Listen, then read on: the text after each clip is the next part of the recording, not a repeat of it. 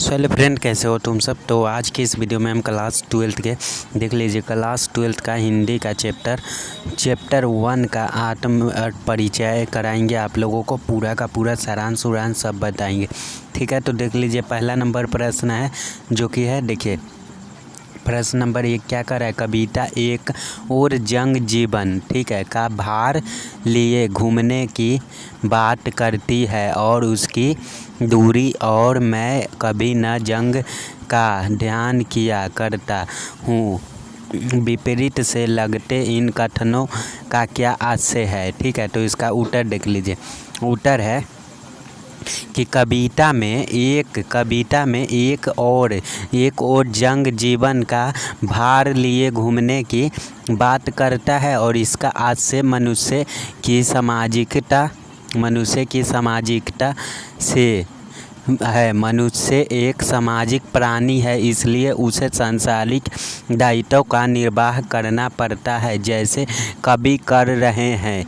जीवन में दुख सुख दोनों ही आते हैं। मनुष्य को अनेक कष्टों का सामना करना पड़ता है, परंतु वह इस जीवन से अलग नहीं हो सकता।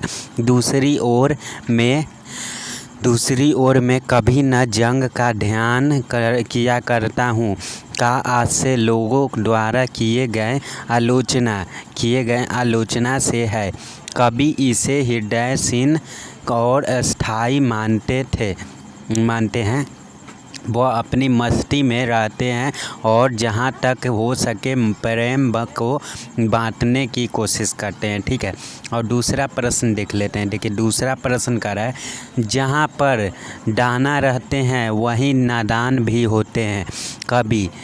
कवि ने क्या ऐसा क्यों कहा होगा। तो कवि ने ऐसा इसलिए कहा होगा कि दाना का अर्थ बुद्धिमान और नादान का अर्थ नासमझ या मूर्ख होता है। इसका आशय है कि अक्लमंद या समझदार रहते हैं, वहीं पर नासमझ या मूर्ख भी रहते हैं। ये दोनों ही समाज का हिस्सा है। नासमझ इस संसार के मोह माया जाल में फंसकर अपना जीवन बेकार में गवा देता है, जबकि बुद्धिमान सत्य को जानकर संसार के मायाजाल से स्वयं की दूर रखने से प्रत्यय करता है। ठीक है, ऐसा पर कवि ने बताया है। ठीक है, चलिए अब नेक्स्ट देख लेते हैं। देखिए नेक्स्ट प्रश्न है, ठीक है, नेक्स्ट प्रश्न, कविता किसे कहते हैं। तो हृदय की मुक्ति की साधना के लिए मनुष्य की वाणी जो शब्द विधान आती है उसे कविता कहते हैं। दूसरा है, कविता में किस तत्व का प्राधान्यता होती है वह एवं कविता किसको जागृत करने का उत्तम साधन है।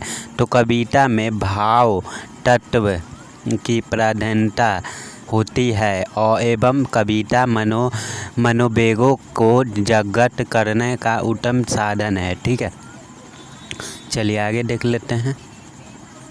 ये कविता और एक और जंग जीवन के लिए बार बार घूमना पड़ता है, ये सब। ठीक है, चलिए ये चैप्टर देख लेते हैं।